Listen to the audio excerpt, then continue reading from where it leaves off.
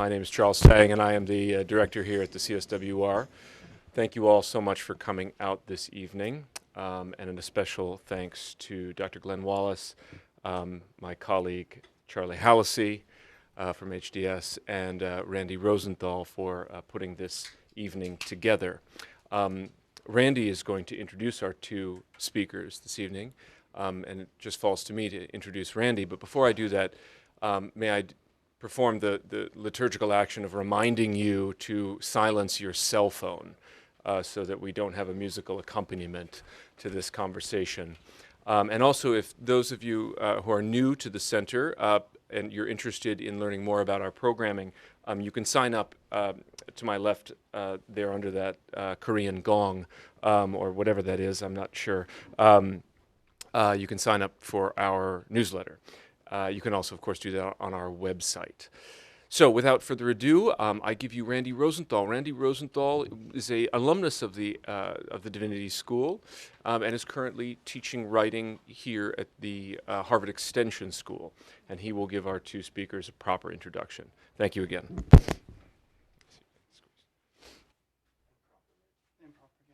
As improper as I can.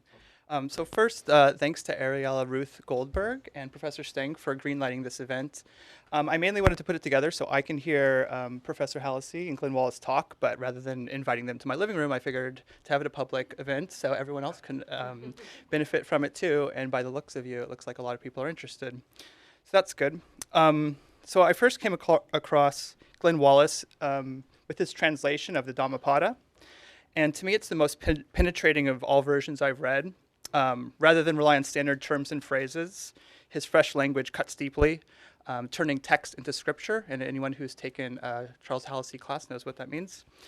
For example, Glenn's translation of verse 41 reads, "Soon for certain, this body will lie on the ground, cast away, without consciousness, like a useless log." Pretty cutting. And then I like this verse 237, 238. "You are now advanced in age. You are proceeding toward the presence of death, and there is no dwelling place for you on the way. You have no provisions for the journey. Fashion a lamp for yourself. Strive quickly. Become skilled. Toxins cleansed, free from stain, you will no longer undergo birth and old age." In the acknowledgement section of that book, Glenn wrote, "Charles Hallisey taught me how to read. I hope that what I've written in this book reflects a little of what I've learned from him." And many of us here knows what that means. So Charles Hallisey is the Yehen Numata Senior Lecturer on Buddhist Literatures at Harvard Divinity School. His research centers on Theravada Buddhism in Sri Lanka and Southeast Asia, Pali language and literature, Buddhist ethics, and literature in Buddhist countries. He is the author of the Therigatha, Poems of the First Buddhist Women, and is currently working on several more books, which I'm sure many of us would pre-order right now if we were able to do so. So hurry on up. He has won Harvard Divinity School's Outstanding Teacher Award twice, in 2013 and 14 and 2015 and 16. And to quote Dean Hempton, when he presented Charlie with the award for the second time, "To win one teaching award may be regarded as brilliance, but to win two looks like sucking up to the dean." He then congratulated Charlie on, quote, "this very well-deserved, if slightly greedy award." For 40-plus years, Glenn Wallis has been actively surveying the Buddhist landscape. He has a Ph.D. in Sanskrit and Indian studies from Harvard, and he's a scholar and translator of Pali, Sanskrit, and Tibetan text. Wallis has taught at Brown University, the University of Georgia, Bowdoin College, and now teaches at Penn State Abington. He is the founder and director of Incite Seminars, and is the author of several books, including Basic Teachings of the Buddha, Mediating the Power of Buddhas, and most recently, and what we're here to talk about, A Critique of Western Buddhism, Ruins of the Buddhist Real. He studied with Ajahns in Thailand, Rinpoches in the Himalaya, and Roshis in Japan. Yet he doesn't wear robes, obviously, or call himself a Dharma teacher, or even a Buddhist. This is in part because, after everything, Wallis has concluded that Western Buddhism must get ruined. A critique of Western Buddhism may be disturbing, if not infuriating, to anyone who considers themselves a Buddhist or studies Buddhism. But ruin is the key word in the book. It's also the name of a punk band that Wallis co-founded in 1980. But as he explains, ruin doesn't refer to destruction or annihilation. In his usage, it describes a return to an unkempt state. Wallis begins by arguing that Western Buddhism has been shaped by Enlightenment, Romantic, and Protestant thinking. It claims ancient legitimacy while ignoring the irrational aspects of the early Buddhist scriptures, such as the stories of Buddha's magical powers, his teachings on rebirth, and the prevalence of yakas, devas, and a host of other invisible beings. Today, the Buddha is depicted as an empirically minded scientist, and Buddhism has been praised as the most scientific of religions. Because of these and other doctrinal alterations, especially those focusing on well-being, Wallis writes that Western Buddhism has become the perfect ideological supplement to rabid consumerist capitalism. That's what I said, wow, yeah. That is, Buddhism as we know it is inseparable from the neoliberal ideology in which it has flourished. In its packaging and marketing of itself, Wallis argues that Buddhism negates the very teachings it aims to convey. As he writes, the history of Western Buddhism is one of evading the consequences of its own thought. That is, we don't want to accept Buddhism's most fundamental truths, such as there's no such thing as self, and that all of this is suffering. But Wallis is not trying to be provocative simply to stir up the pot. His critique comes from a deeply sincere desire to salvage something real from the ruins of what has become Buddhism in the West. He emphasizes he is not trying to recapture some pristine pre-Western Buddhism, nor is he advocating a return to Buddhist orthodoxy. Rather, he suggests a kind of Buddhist anarchism, which he calls, quote, non-Buddhism, with a lowercase b. Through non-Buddhism, Wallis argues we can ruin the edifices of Western Buddhism and can then work with the profound teachings that remain. He hopes his view can stimulate some deep thinking. Wallis will now read from a section of his book, and then he and Professor Hallisey will have a conversation about its ideas. I hope you enjoy their talk as much as I do. Shall I read? Thank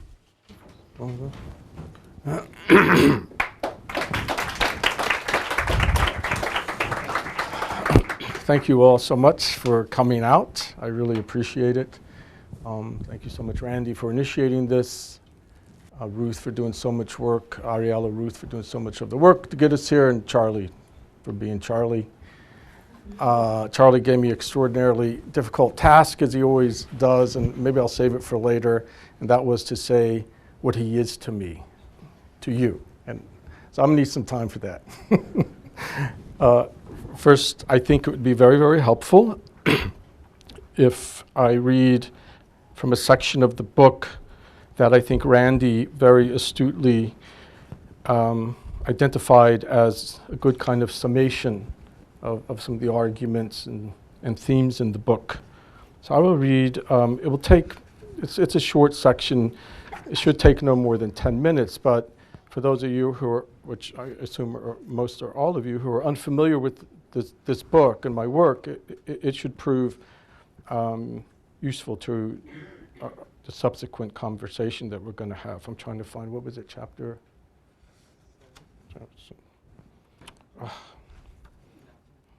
Let's see here.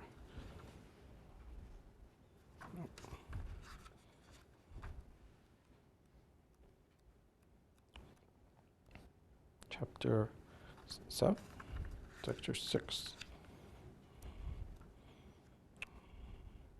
I just reread this whole book, which was a very strange experience. It helped me to realize how difficult the book is and how strange it is, because I was reading it as a reader for the first time.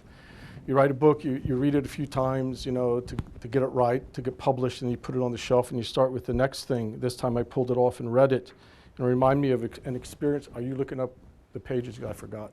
It reminded me of an experience I had as a teenager walking through the city of Philadelphia. One day I turned the corner on Chestnut Street and I see this idiot staring at me in the pane glass window, and I just wanted to punch him. He looked so asinine. And then a split second later, I realized it was me. And it was a very profound experience of somehow creating some separation from yourself. And it was a similar experience I had reading this book. Chapter 4, okay, 79, thank you. Okay, this is from the chapter called Non-Buddhism. Buddhism is a magnificent creation.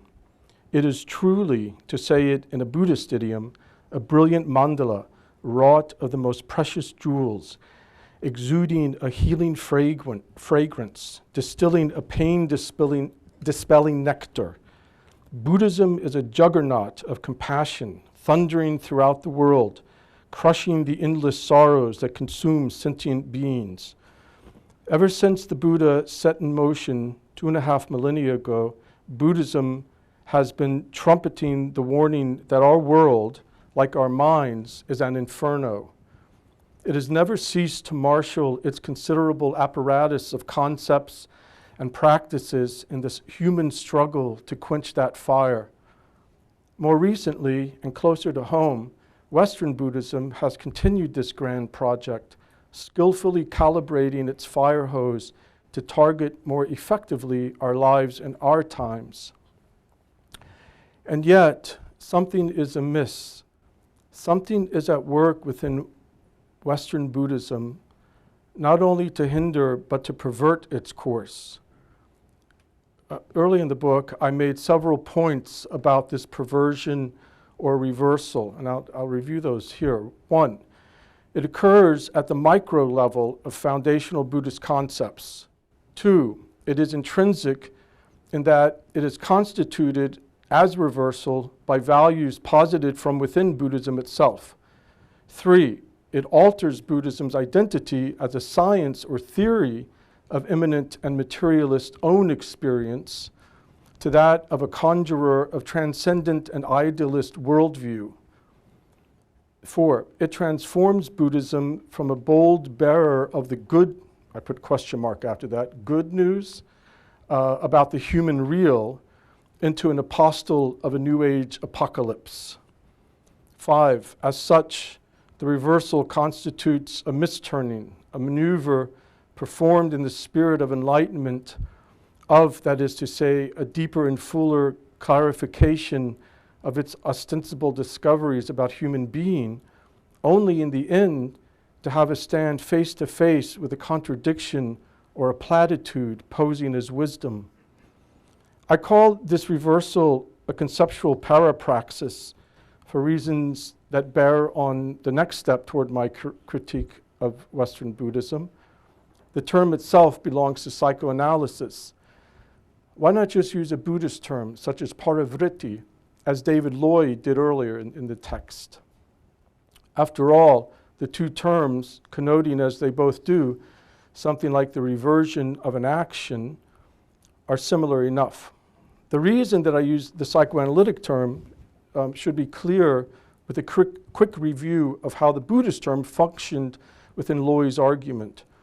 Recall that he employed it to mark the transformational reversion from no self as, quote, the festering hole at the core, at my core, toward, unquote, toward, quote, a life-healing flow which springs up spontaneously. So the turn is from this festering hole at our core into some sort of affirmative life-healing flow.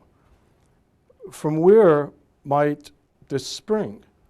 Bear in mind, too, that Loy is illuminating the Buddhist real of subjectivity without essence, substance, or any other stabilizing basis.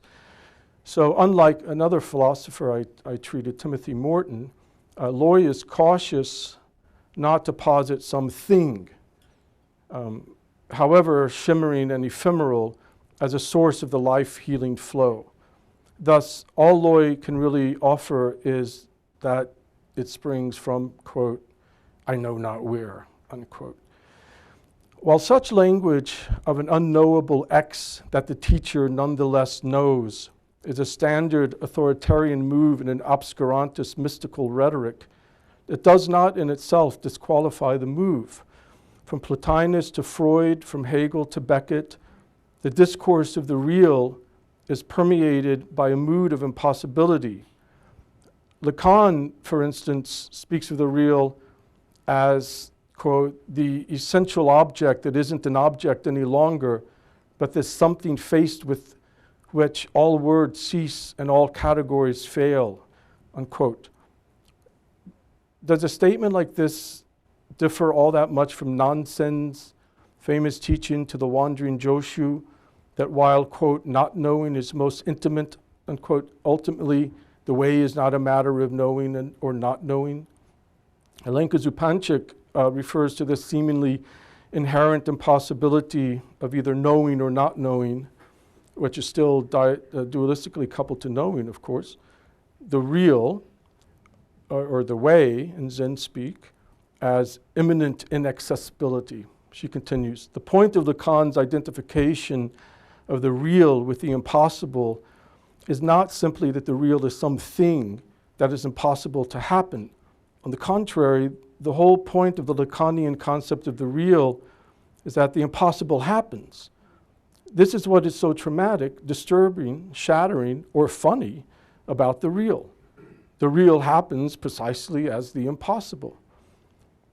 With the examples I gave of Western Buddhism's, Western Buddhist treatment of no self, suffering, desire, and emptiness, terms that I treat earlier in the book, I tried to show that there, too, the impossible happens.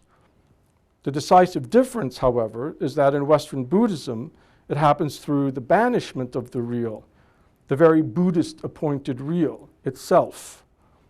The real concept, once installed in the Buddhist form, is ordered to about face, to double back, to reverse course, and retreat post haste. In its place is installed a more consoling, cooperative, affirmative, if even more impossible, happening, such as a life-healing flow, real pleasure and happiness, or an infinite plenitude. With psychoanalysis, to draw a contrast, the real as productive non-object, the real as that lacking any possible mediation, is the object of anxiety par excellence. The difference is consequential. Where Buddhism flinches and shores up against the full implications of its thought, psychoanalysis follows the evidence farther into its murky circuit. For Western Buddhism, the flinch entails a healthy adaptation to reality, the alleviation of stress, and even the end of suffering. Of course, it also means collusion with a political and economic status quo that, like it, places the blame for success or failure, happiness or misery, on the degree to which the individual is able to recognize his or her vulnerability, adapt to the circumstances, and master resilience through an internalized practice of mindful letting go. For psychoanalysis, this means the perpetuation of the disease. For our capacity for enlightened living is forged not within the furnace of an individual consciousness, but within the severe circuitry of the social nexus. Where Buddhism shares with psychoanalytic practice the belief that it is a search for truth, only the latter admits, quote unquote, and the truth is not always beneficial. As Loy highlighted, the Western Buddhist result does indeed follow from a parivritti, from a reversion or a turning around. The turning along with its result, however, is of the nature of a parapraxis because it constitutes a recoiling that includes a reversal of judgment, since such that the original state of affairs does not take effect. These are all synonyms for both parapraxis and parivritti, recoiling, reversal of judgment, and not taking effect. What does take effect is that the critical reader, like the astute psychoanalyst and perhaps the attentive meditator, suspects that a second undesired sense is being added to the intended one. Hence, that's why I call it a conceptual parapraxis.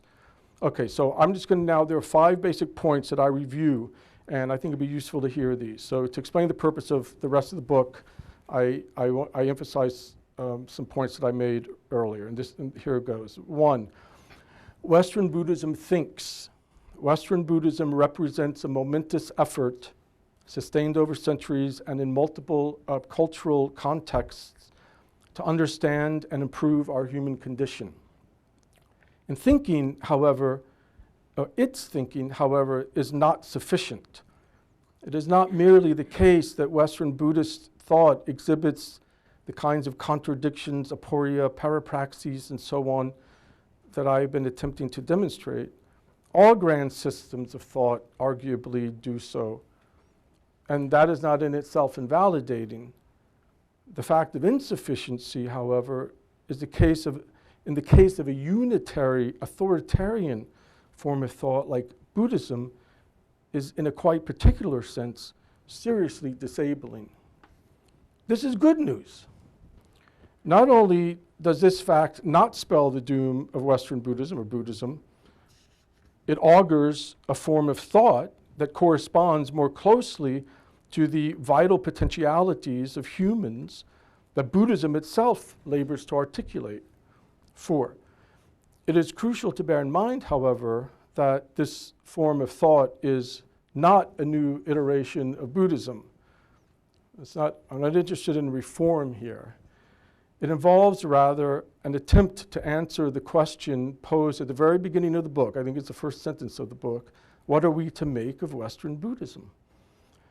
Toward this end, we leave Western Buddhism as it is and take it seriously, but in both cases treat it as raw human cultural material rather than on the sufficient terms that it itself demands. As Marjorie Gracius warned us, Marjorie Gracius, I used a statement of hers about the goal of critique throughout the book, and so I'll mention it here. She says, the purpose of a critique is to wrest vital potentialities of human beings from the artificial forms and static norms that subjugate them. So as Marjorie Gracius warned us, such an endeavor is not easy. Like forcefully unarming a hostage taker, it requires arresting. As my usage, however cursory, of ideas from philosophy, psychoanalysis, literature, and so on were intended to demonstrate, what is required for our arresting is an extra Buddhist supplement, a form of thought outside the sphere of Buddhism's overly determinate, self-positing influence, or what I call throughout the book, outside of the, from under the punctilious gaze of Buddhist mastery.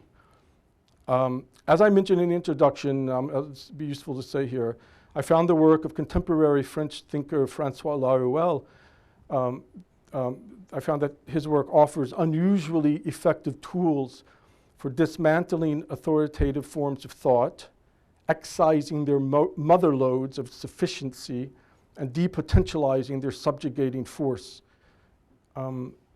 Equally, however, Laruelle offers tools for reconstituting humanly useful fictions or fabulations from this dismantled material. And I just want to say that I use those tools for kind of decimation or dismantling of Buddhism, but I'm always careful to say throughout the purpose of dismantling or creating a ruin from this exquisite cultural form called, or edifice called Buddhism, is to see it in a more creaturely light. There you go.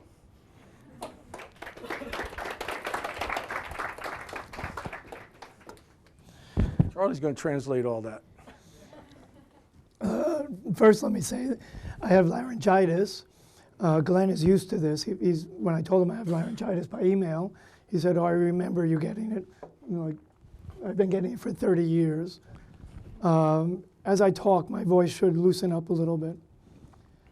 Let me also just set to the side one thing that maybe some people are expecting or coming with the anticipation of that there will be some fisticuffs between Glenn and myself.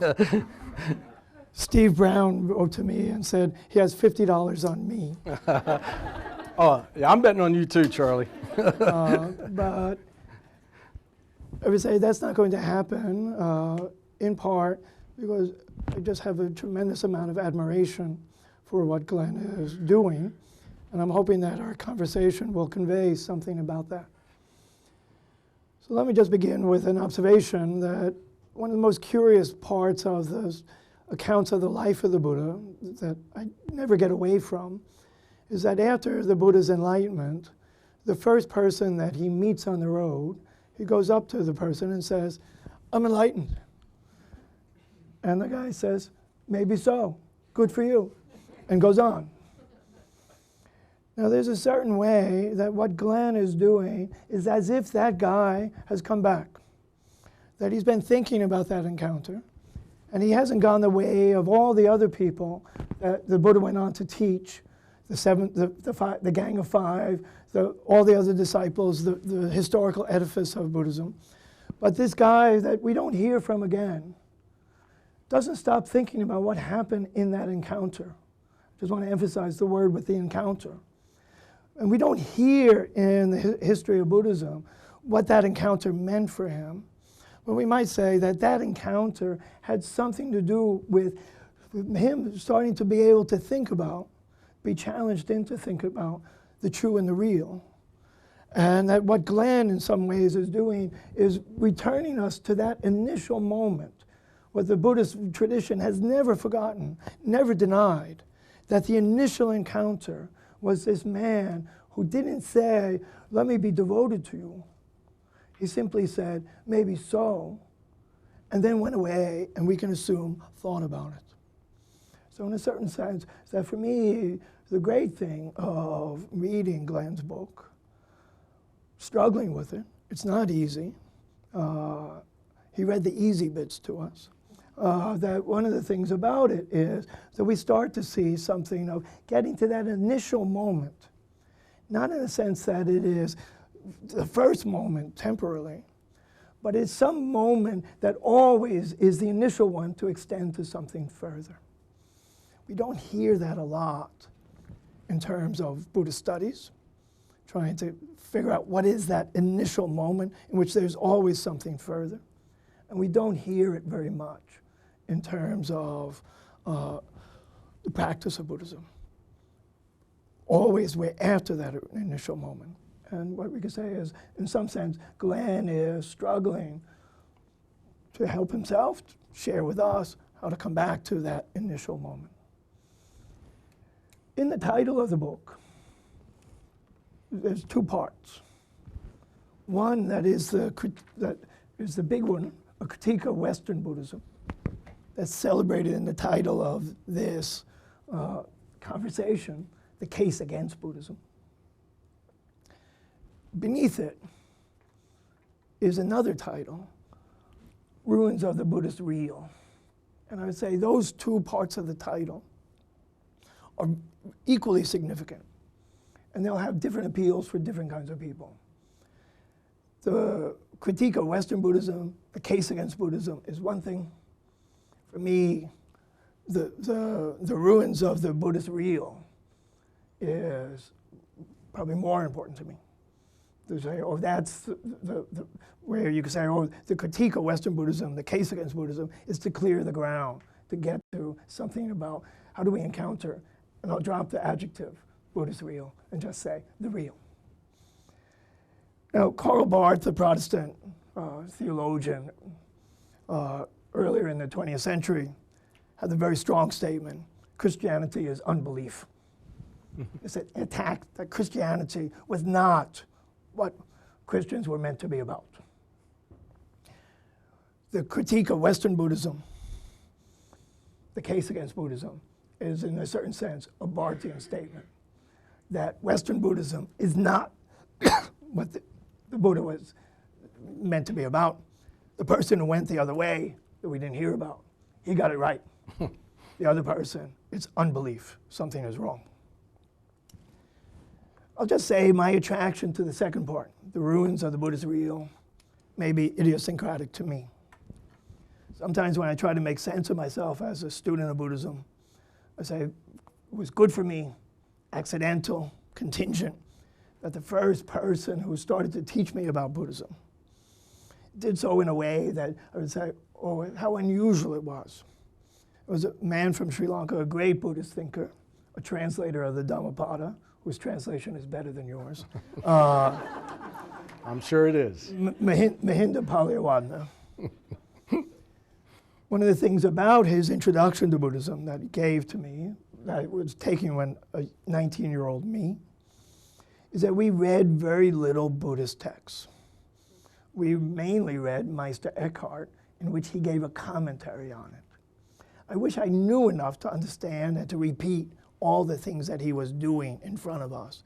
But the main thing he was saying to us, when I look back, was, to me and to others in the room, I'm not interested in your attraction to exoticism. I'm interested in the real and how to see the real. And your attraction to things being different, go somewhere else. Part of what I see in Glenn is a similar kind of, I'm not interested in exoticism.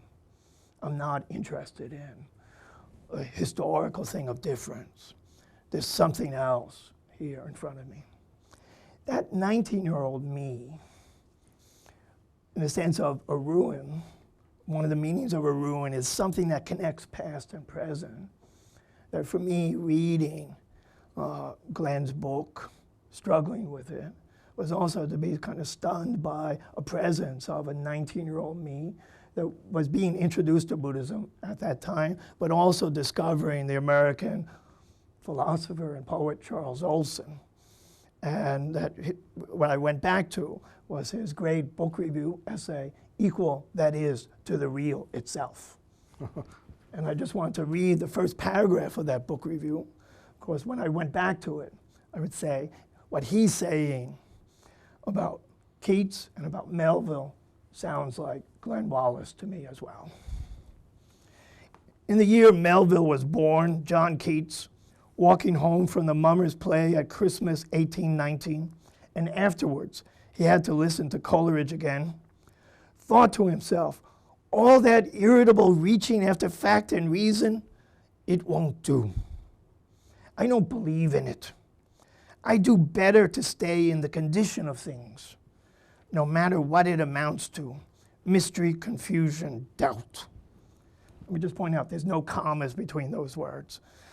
Olson is pushing the English language. Mystery, confusion, doubt is not three separate things, but one thing. It has power. It is what I mean by negative capability. That statement of Keats walking home, thinking to himself, all that irritable reaching after fact and reason, it won't do. I don't believe in it. I do better to stay in the condition of things, no matter what it amounts to. Olson also, in another statement, where he was talking about what he identified in the ancient Mayans, that they had, in a great expression, that they were hot to get down the way it was. I would say that's true of Glenn Wallis. He's hot to get down the way it was. And all that irritable reaching after fact and reason of interpretation of Buddhist philosophy, Buddhist thought, the history of Buddhism, what I make a living doing, it's irritable. And it won't do. It does certain things, but it doesn't get us far enough. So that statement of, there's two parts to what Glenn is doing, a clearing of the ground, a critique to make a place to remind ourselves that, oh, there's something else that we're called to do. And where we're called to do it from, it may not come from the history of Buddhism, an idea of the Buddhist real, but it comes from the real itself. And just to try to say, oh, Buddhists have known that. They've heard that call of the real itself. And then there's been a history of Buddhist ideas too. But that's not the same thing. So in that, to say those two aspects, one is, how do we prepare ourselves to set aside all that irritable reaching after fact and reason, to prepare ourselves to listen to the call of the real? And what do we do with that? And what we see from the story of the biography of the Buddha is that the call of the real in Olson's phrase is mystery, confusion, doubt, which in the story of the life of the Buddha was expressed, maybe so. It's not yes, it's a maybe so. Now, one of the things to just have in this is to say, oh, one of the things that we may think in a room like this, in a school like this, is that what faith is, what religious life is about, is convictions, commitments. But it may be that, no, it's in the space where you say, this just can't possibly be so. What Glenn was, when he was reading, was talking about the impossibility of the real. You may say, oh, that's a space that those of us who are trying to understand human religiosity, we want to go there, to understand how people listen to the impossibility of the real and not overcome that impossibility and say, oh, this is how it is. Now, what I'm hoping at the end of this conversation, this session, is that people will want to read Glenn's book. The price of admission is high. It's an expensive book. Damn expensive. Coming out next year for about $30. So you can wait. Still damn expensive.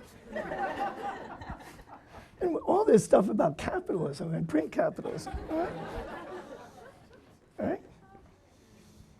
Randy got me my own copy. You're not worth it. I wouldn't pay $130 for that. But I'm hoping that people will want to read it. And you say, oh, the price of admission is high, both in terms of the language that it's using, trying to force other kinds of things. So what I want to do is to just start some of that, because Glenn, for whatever reasons, has some unusual terms. So I'm just going to ask, the conversation will start now. I'll ask, what the hell do you mean? So what's ex-Buddhism? Is it ex-Buddhism in the singular or ex-Buddhism in plural? It's not EX. It's just X. And real quick, or you want me to explain? Can't help me if it's I just want to hear you talk, man. I just enjoying this. What is ex-Buddhism and what is non-Buddhism? Okay, ex-Buddhism is a term I came up with to identify a plurality within a single set, or a consistency, a singularity that takes on numerous plural forms. That is, Buddhism, as many scholars have often noted, it has all different forms of Buddhism have certain family resemblances, things that are identified as Buddhist as opposed to as something else. There's something there's an identity going on there that we can all recognize as Buddhist, and yet there are numerous manifestations, iterations of just what that is. So that's what the X is. The X is the cultural, linguistic diversities, etc., temporal, spatial, and the Buddhism, lowercase b, is this thing with a very particular identity, which I think we're going to talk about as we go on. An identity which Charlie has very well articulated already, but we can speak more about that. Let me restate it. Yeah. Professor Robson here studies East Asian Buddhism. I study South Asian Buddhism. Both are ex-Buddhism. So we can put anything in front. Tibetan Buddhism, modern Buddhism, Western Buddhism, right? Yeah. Just an infinite number of things. Yeah. I remember one time I was giving a talk and someone wanted to disagree with me. He couldn't remember my name. So he just said, Halliday, Hennigan, Holloway, whatever the hell his name is. Yeah. I disagree. Right. So one of the things you could just say is that ex-Buddhism is whatever the hell it is, you don't like it. Right? Well, it's not that I don't like it. It's that I have issues. You hate it, but not in an offensive way. I have issues with it. Yeah. I have issues. Well, we're getting real here. Yes, I think I actually Charlie's pushing me in a good place that I like. I actually think it perpetuates a kind of violence on the human. So in a sense, I do hate it, and I'm angry at it, and it's Buddhism doing something it has no business doing. And I say that not from the outside, but from the inside of Buddhist postulates and premises themselves. It's an imminent critique.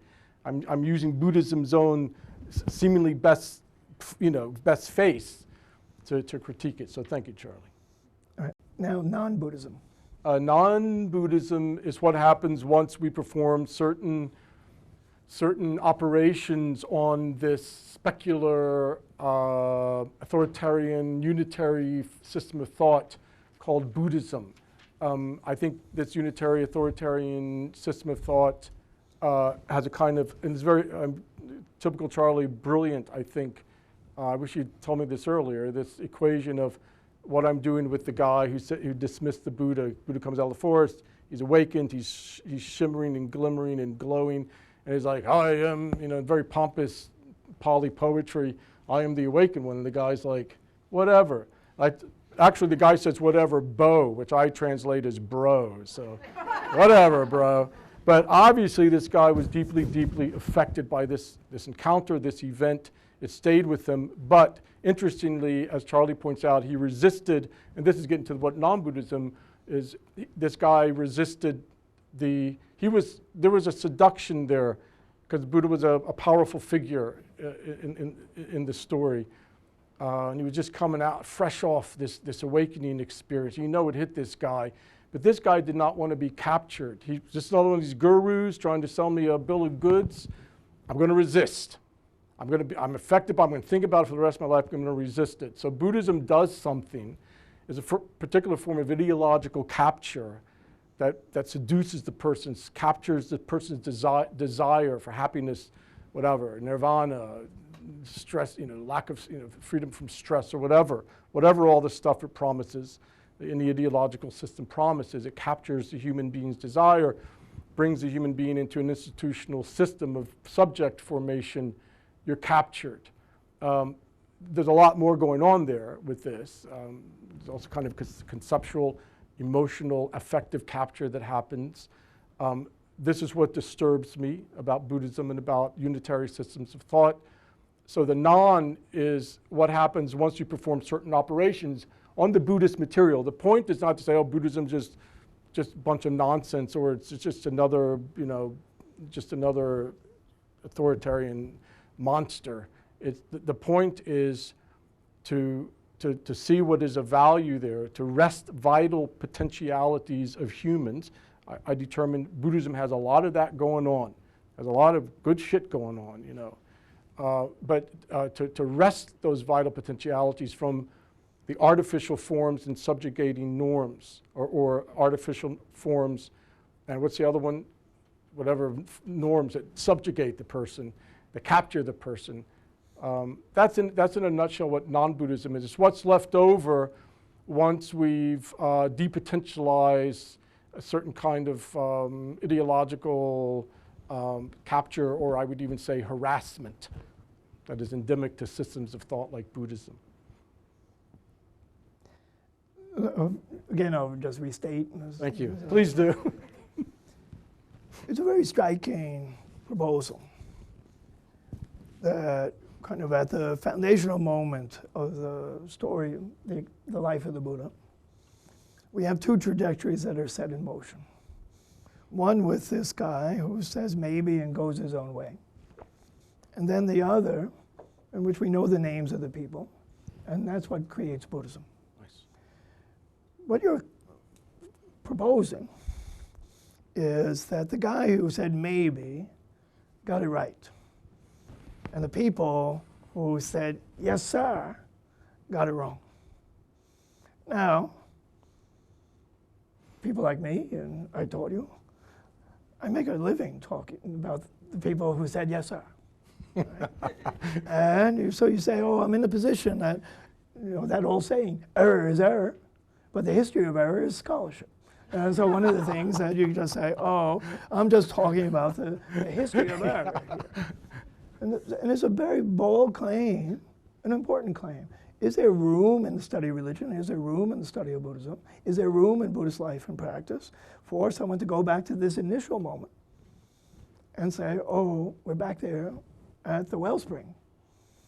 And in a certain sense, the Buddhist tradition in East Asia recognizes this in the story of the transmission to Mahakassapa by the Buddha is preaching, and he holds up silently a flower, and Kassapa smiles, and that's the direct transmission. So it's almost as if you're saying, oh, that account of that a flower does not talk, that this other kind of transmission, but it's not something about a direct experience that is being claimed here, but it's something that happens in the moment, the initial moment of doubt, mystery, confusion.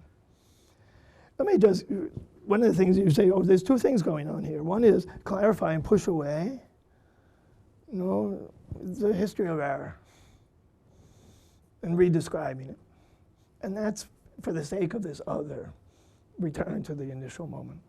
So on the errors, you have some strong words here that just are useful for people to know.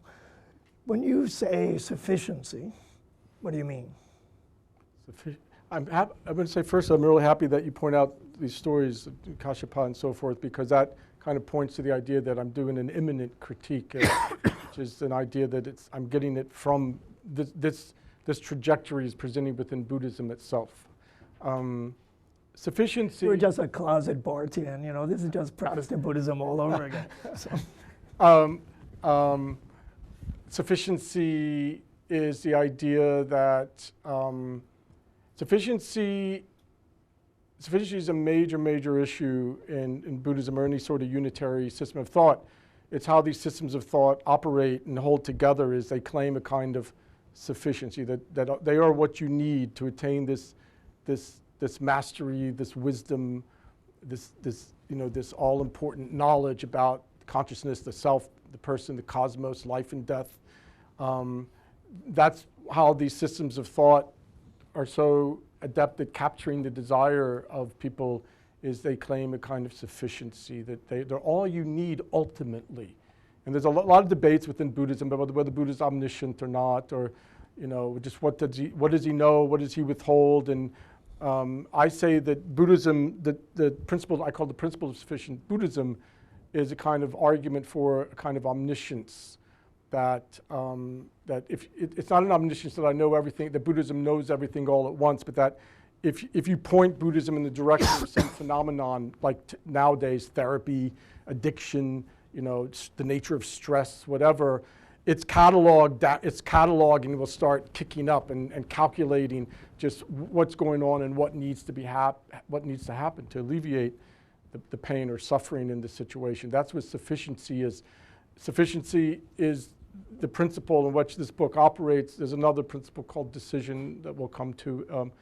But non-Buddhism, another way of thinking about non-Buddhism is Buddhism minus sufficiency. It's using Buddhist ideas, Buddhist first names for the real, no self, emptiness, dependent origination, and so forth, but minus the sufficiency. Does that help a little bit? Yeah, that's all you need. I have a concept in here, a conceit really, called the Great Feast of Knowledge. And I imagine when there's a Great Feast of Knowledge that the Buddha and the Bodhisattvas and the Arhats and all arrayed in their attire and their weapons, their conceptual weaponry. But they come to the Great Feast of Knowledge, wherein are all the disciplines of human culture and, biology and literature and the arts and sociology, and they're all sitting around having conversations and discussions about, what is desire, and they all discuss that from the different perspectives. At the door of the Great Feast of Knowledge, the Buddha and his entourage they have to put all their attire in the cloakroom. And they have to walk in there stripped of all their aristocracy and the regency that we all know the Buddha presents himself with. This is another idea of stripping of sufficiency. And he goes and he talks to, say, biology about the nature of desire, how it must, desire it functions like this is what it is its cause, these are the ramifications of desire, these are how you can ameliorate it. And biology says, like, why would you want to do that? Desire is what propels life. Desire is this powerful reproductive force, et cetera, et cetera. So the Great Feast of Knowledge is another way of talking about the stripping of sufficiency. I would say that for myself, as someone within Buddhist studies, whenever I see someone, an academic, writing about the Buddhist perspective on the human genome, Buddhism, and Quantum physics. Yeah, what does Buddhism have to say about gene editing? Nothing. You say, God, this is one of the things that it has to have something to say. You say, oh, we can go and ask, find out, ask Buddhists, what do you think about gene editing? And they say, I don't think about it. But you say, well, I need to say something.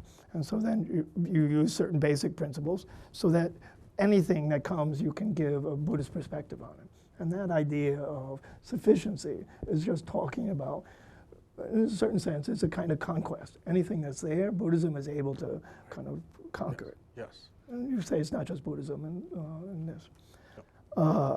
Can you just briefly say what you mean by decision? Decision is another major concept operating here. I get it from Francois Laruelle, who, well, forget what he said. I'll just explain how I use it. Decision, okay, just the hardest part of this book is the part on decision. It's hard to say. He skipped over it. No, I didn't skip over it, but the other parts were hard too. When I reread it, I thought, oh man, this is hard. But it makes sense. It somehow made sense. I'm gonna try to keep it really simple. Decision is this. Decision is a splitting that occurs okay, so Buddhism offers all of this knowledge and all of these methods of realizing the immanent nature of our experience, the phenomenal world. It claims itself, in fact, the secular Buddhist conceit is that it's all about empiricism and the methodology of science. And this idea is in Buddhism, that Buddhism presents the idea of the all, the sutta of the all, the Sabha Sutta. Says that everything I know through my senses, and anything beyond that is another sort of imminent critique here, that anything beyond that is going to get you into trouble. So Buddhism has this idea that it's about phenomenality, about immanence. And yet, in order to really establish that fact sufficiently, such that Buddhism is not just another ruly participant at the great feast of knowledge, but is actually, has a kind of mastery and regency and aristocracy that it is required for it to be Buddhism. It requires a transcendental concept in which the immanent principle is grounded. And that I took as the transcendental concept in Buddhism, the Dharma. So the Dharma is this kind of vault of cosmic knowledge that gives warrant to Buddhism's claims of phenomenality and immanence. That's a real problem. Science could never do such a thing. Science would be no longer science if it grounded its immanent if it grounded its observations of immanence, of the immanent world, in some sort of transcendental signifier. That would not be science. It would be some sort of visionary science, like maybe a new agey science or something. So I hope that makes sense. Decision is the fact that Buddhism wants to be a system of knowledge that explains the phenomenal world, the world immanent to human beings. And in order to do that and to have its status as a unitary specular system of thought, it has to ground that into a transcendent something, and I call that something the Dharma. Does that make sense? It's really troublesome for a system of thought. I mean, Laruelle shows that philosophers themselves do this, that they always have some sort of transcendent concept that grounds and warrants and provides the warrant, stamps the warrant of the system. I hope you see how that's a problem. Because for the system to be doing what it says it's doing, like a science, it must remain immanent. It cannot then have recourse to this transcendent operator. And Buddhism does that again and again and again. It's part of the, we talk about ex-Buddhism, it's part of the identity of Buddhism, is that it's cut by this transcendence. What I might add to it is that the way I'm understanding what you say about decision is that in the spaces where I come up against my own not knowing, I try to set that not knowing aside by making a decision to apply something to this. To give an example, a friend of mine who's an activist in Israel, he tells his story about trying to help some Palestinian farmers on the West Bank to get to a well with their sheep. They've been given by court order that they have a right to the water in this well. He's there with them, and almost immediately the security forces show up, and they say, you can't be here. He pulls out the judgment of the court, and he says, the judgment says that they have a right to the water in the well. The soldier says they have a right to the water in the well, but they don't have a right to be on this land over here. And my friend says, this is crazy. What do you think they're going to do? Helicopter over to the well with the sheep? How are they going to get to the well? You know, and so the commander says to him, crazy? Yeah, it's crazy. Those shepherds are crazy. You're crazy. I'm crazy. Those rocks are crazy. The well is crazy. Everything here is crazy. That's why I follow orders. And one of the things that you would say, that's decision. Nice. When everything is crazy, you say, I follow what something else is saying.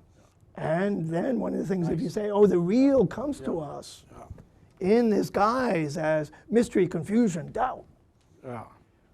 Our response always is going to have recourse to decision to try to overcome that. Yes. And the confidence in sufficiency will say, of course. He understands his book better than I do. This is really good. Another aspect another aspect of decision, Charlie just reminded me. I want royalties. I'm not, you think I get the royalties on these things? There's a lot of them. 15%. You got the book. That's already plenty. Let's see here. Charlie just reminded me of an important aspect of decision that's a lot less fancy than the one that I just described, but is just as much, if not more, kind of productive of something, and that is decision also means just making a decision for the Buddhist version, or the result, or claims. What is stress? What is suffering? What is desire? You know, what should I do? Decision is becoming this kind of reflexive subject that already decides for the Buddhist answer to the question. So it means something on that simple, in that very simple sense as well.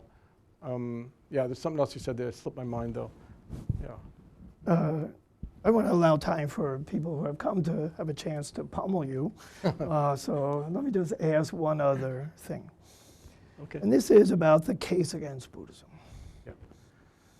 I recall in the 1980s, during the heyday of liberation theology in Latin America, that a pronouncement came from Rome that the people have a right not to be disturbed in their faith.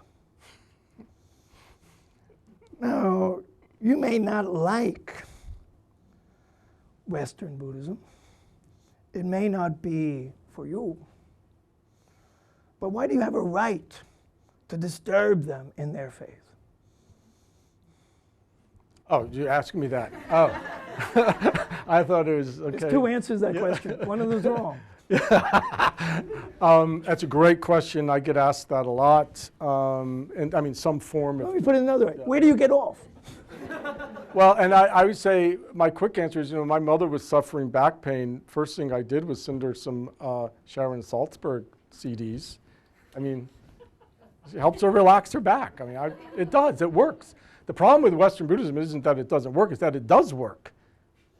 That's the problem. So one way I argue this is that his name's slipping my mind. Kayam, you might know. The young man, he died recently, he was in his 40s, and he wrote about medications and depression and psychology. This essayist, slipping my mind. Anyway, it doesn't matter. When in doubt, just say Foucault. Yeah, as Foucault said, Foucault said, there's nothing wrong with treating depression, but there's a lot wrong with the pharmaceutical industry that fuels, et cetera, et cetera. There's nothing wrong with driving to work, but there's, and I'm not going to like poo-poo that, but there's a lot wrong with the automobile industry tied to, all that. I'm critiquing this at this kind of macro level. I meditate. It's powerful, beautiful practice. I employ Buddhist concepts in my life reflexively, but in a non-Buddhist manner, stripped to a great extent from... Wait. We just have to be really careful when you say the non-Buddhist manner. Yes. Because that can be heard in different ways. Oh, yeah. It's in a non-Buddhist right. manner. Yeah. And you're not saying, not. Yeah. So okay, it's a positive thing, non-Buddhist. Yes, that's a positive. Non is not an anti or not, it's not capital B Buddhism, like something other than Buddhism. It's a neologism that means Buddhism that has gone through, has been run through, mindless decision and sufficiency and so forth. No self, emptiness, these are powerful human concepts that, as Charlie mentioned, serve very much to allow us to stay in the condition of things, but not when they're loaded with Buddhist postulates. So I value Buddhism very much, but in the way, we don't even know his name. The nameless one values him. Yeah. Yeah. And one last thing. Do you have like a short statement to say about the real? Not Michael Stone.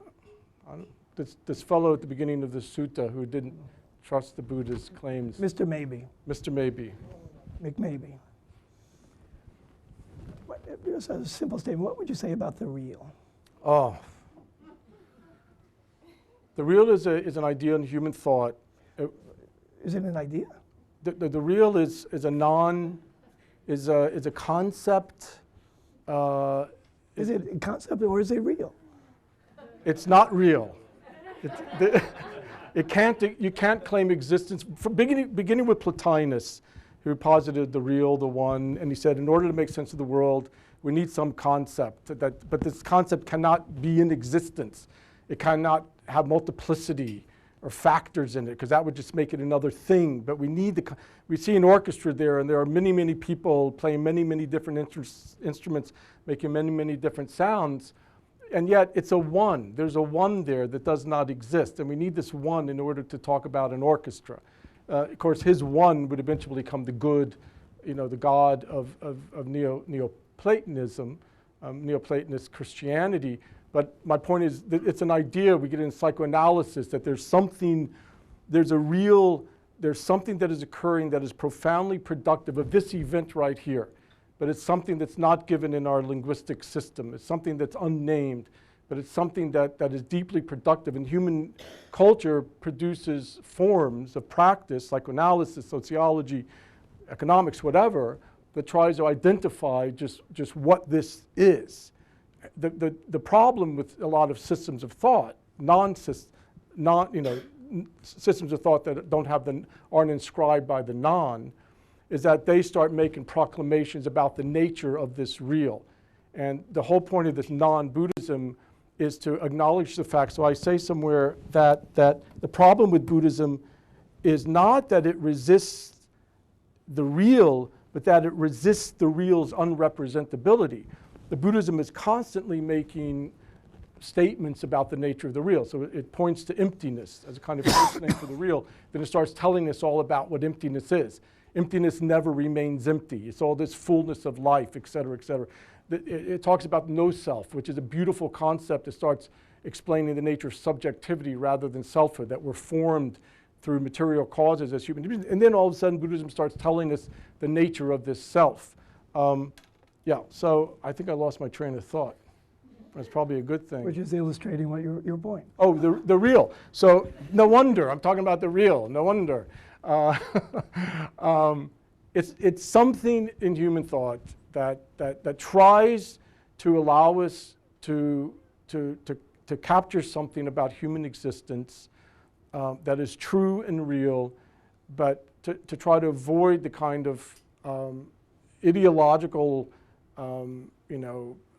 layering that occurs around systems of thought about that real. I mean, it's hard to say. It can't exist. You can't exist. We're not talking about a thing that exists. This isn't a new form of mysticism that I've figured out how you can now access the real. The point is that the arrow, systems of thought point the arrow into the real. What is the real of human pain? Well, Buddhism can talk about that in terms of dukkha. The whole point here is to say, no, the real of human pain has produced Buddhism. So the arrow goes the other way, and it's perpetually foreclosed. It cuts it off. It's unrepresentable to Buddhism. So to me, I actually was having dinner with some friends once, and two of them were mathematicians, and I told them my new book, I invented a great formula. And they really took exception to that when I told them what the formula was. But the formula is, it's no longer Buddhism, the real of pain, the real of emptiness. The formula was the real, foreclosed, arrow, Buddhism. So in other words, the real is something that has produced all of this. It's something operating at some point. Laurel has this beautiful experimental text. It's called On the Colors of the Black Universe. And in there he talks about the earth. The earth is that in which we live. It's the material forms of everything that we all know. On this earth, there are worlds. He always uses a capital W. A world is a kind of ideological overlayering of the earth. It's a world that you can be captured and can be interpolated into. But beyond all of this is the black universe. It's empty, it's dark. It contains all things, right? And yet it is nothing, and nothing adheres to it. In a way, that's a way of talking about a human real. It must be foreclosed, because if it's not foreclosed, you just start introducing new kinds of ideology, masked as truth or something like that. So what is the real? I mean, read the book. I mean, you won't know what the real is because I will say this last thing you say, in the work I'm doing, the real must be posited axiomatically. You can no longer, I'm exiting out of the game of trying to identify what the real is. I'm positing it axiomatically. An axiom, remember, is just a proposition about for something that allows us to do a certain kind of work. It always has the implicit statement of as if, or do as if, or if this were the case. So Laruelle, like we were talking about psychoanalytic real or the literary real of being kind of an empty signifier at the heart of totalizing systems of knowledge, the empty signifier which itself undoes the totalizing system of knowledge. We're not interested in that anymore. We're interested in stating the real axiomatically and observing the kind of production that occurs if we practice from the real or alongside of the real rather than into the real or towards the real. It's an axiom. It's an axiom in thought and practice that we can bump our heads against on the way to some sort of transcendental idealism. That's another way of thinking about it. I just returned from Sri Lanka, and a very common expression when someone's saying things like Glenn was just saying is that Bodo Kinawa, you're lying. So what I've known about Glenn since I first met him is that he is a liar in the best sense of that profession. But he's also, in the spirit of the title of his book, he's the real deal. And so that looking at someone who's trying to take seriously and think through stuff and always assuming, oh, this stuff makes sense, even if I haven't made sense of it yet, I would say, it was inspiration to us all. So thank you very much.